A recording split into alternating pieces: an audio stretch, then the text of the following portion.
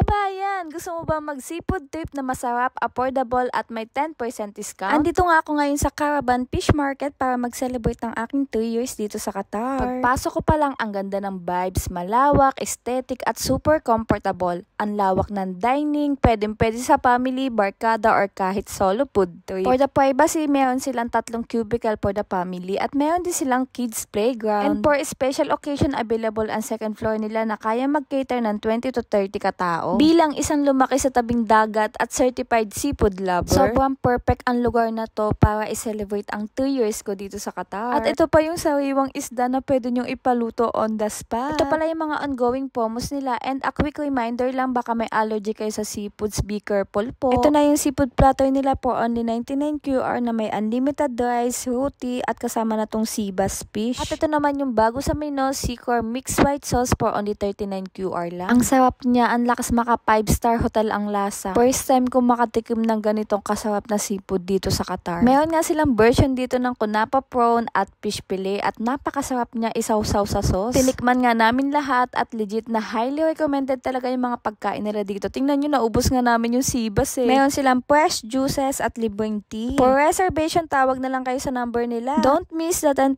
discount. Happy 2 years Qatar. Happy 18,000 followers. Awat na dito sa Caravan Fish Market.